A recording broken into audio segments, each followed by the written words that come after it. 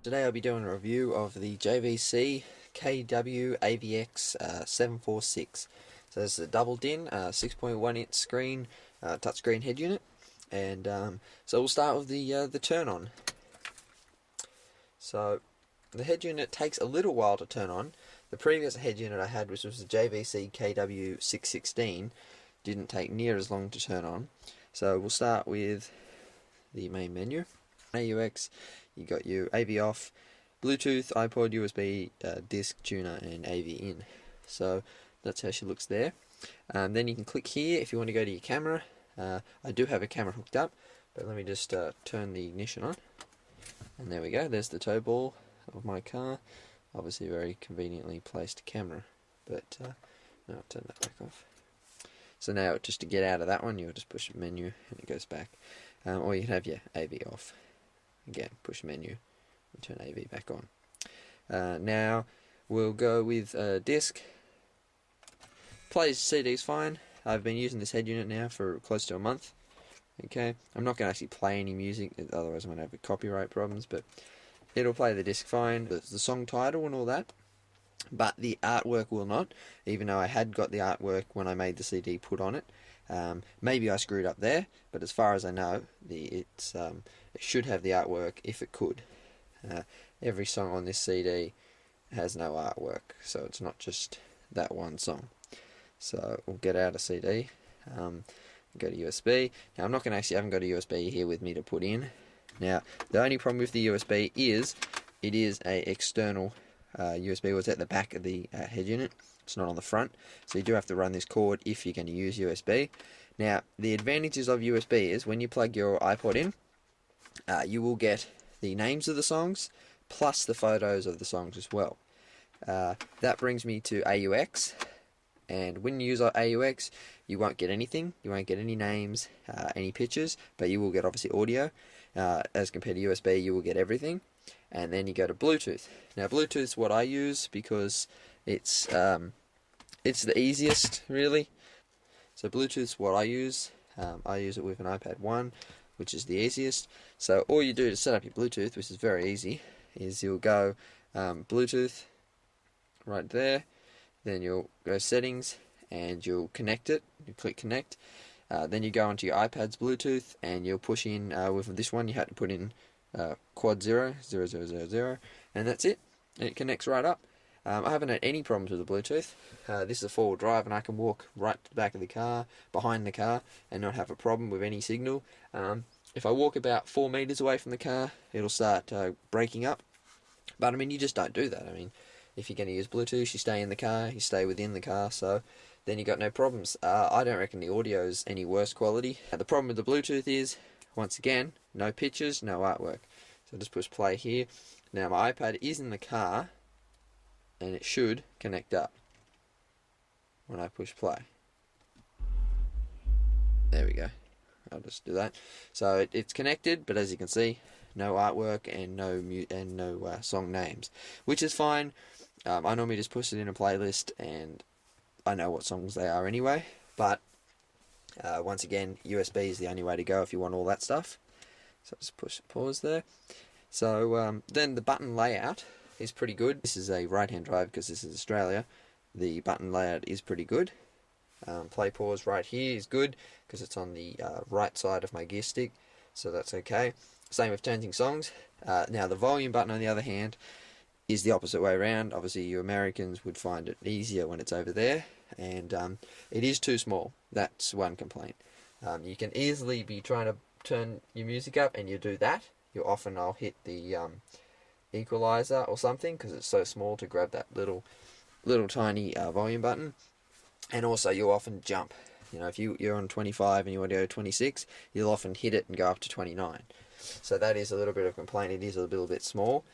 Well, the radio is what it is. That's just a radio. I barely use the radio. There goes my antenna. And all your presets are here, which is quite easy. You just, we'll go that one. And then if you want to go back a little bit, you just hit that and it goes back to the next band. And it's quite easy. So the radio is quite good on it. Now we'll go to the graphic equalizer. So you can choose any equalizer setting you want. Now I've got mine on user, and as you can see, I've added just one little notch to the lows, which adds, when you click one to the low, it adds to the medium, and then I've added one to the high. So that, I've only got my sub level +1. Now you can go all the way up to +12, I think, no, +10 for the sub level. The touchscreen is quite good. Obviously you can change your lows and everything there, and get a curve if you wanted to peak and for the mids and whatever. So it's not too bad there. And then that's not the full extent. You can push Pro, and then you can go for lows. You can make what frequency you want it to be at. You can go, you know, higher for your lows, or where you want to boost it. Because see, you can boost to certain lows. Then you can go middle and high and do the exact same thing and change all your settings.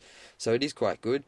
You can have loud on and all that, but I don't use any of that, so that's okay.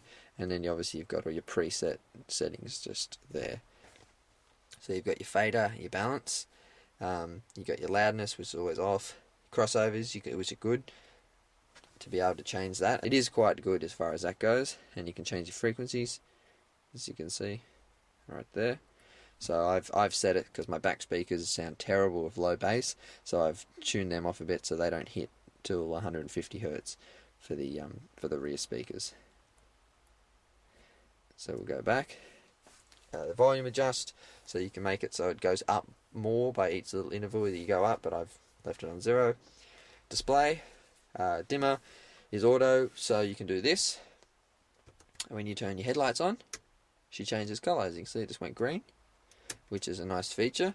I'll show you how to do that.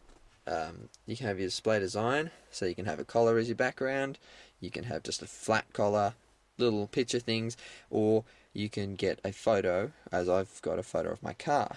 Now the problem with that is, the only way to actually get that photo, okay, is to play a video through the system, and then you take a snapshot from that video.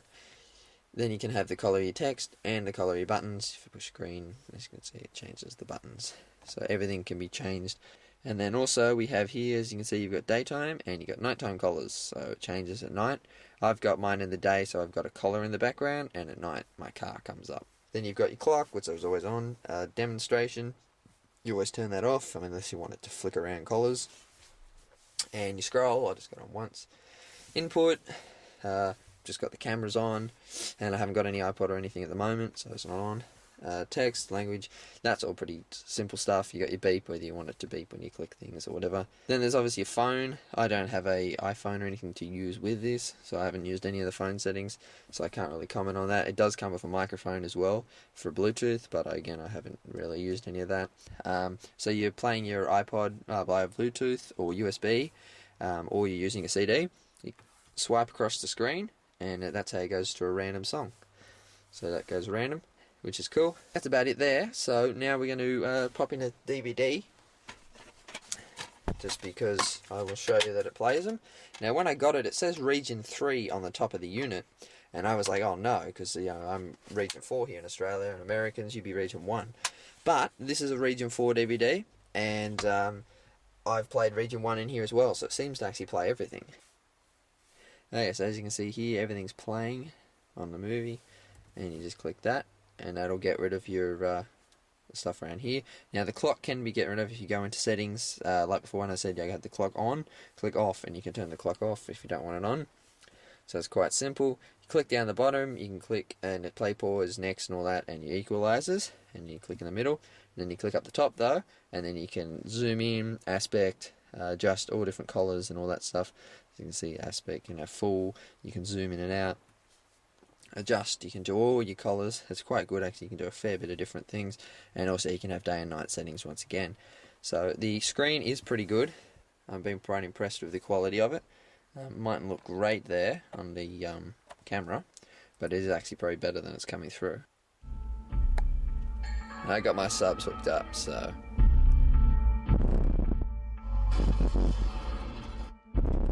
click synchronize just there if you have a USB plugged in and it hooks up to it. And that's about it, people. I think that's covered just about everything. I've got mine so I can play movies without the handbrake on. They suggest, JVC suggests you have the handbrake on when you play movies, obviously for safety reasons, but I've hooked mine up to the ground cable, so it's permanently ready to play movies. if I wanted to, not that I do. I'll give you a better look of the actual unit. As you can see, it's just black, quite flat. Over here you've got your remote sensor and you've got your AUX. Speaking of remote sensors, I'll just grab that now, show what she looks like. It is actually quite a good remote. Here, it's a big one. A lot of the JVC cheap head units come with this little half-size remotes with like 5 buttons. This is a big proper remote and does everything, you know what I mean? So it is a good remote. And now you can remove the screen. You push this button here, okay? You kind of lift it up a little from that side, and that's it. She comes out. So it's very easy to remove the screen, and there is your Bluetooth adapter as well, just in there. So anyway, I'm quite impressed with the head unit overall. On the back it does have 2 sets of RCAs for your front and rear channels for an amp, plus a mono RCA, just a single mono, which isn't as good obviously. You will have to get a splitter, but otherwise I've had no problems. It has a 4-volt pre-out, so that's good for your amps, so you don't have to have your gains as high. Another good thing about the head unit, obviously it has the AV ins for your camera, and it has another AV in and some AV outs, so you can hook up a external screen or TV to the head unit. And yeah, it's a pretty good head unit. So that'll do for the review. I think that'll be a long enough video. And yeah, so I bought that one for $460 on eBay in Australia.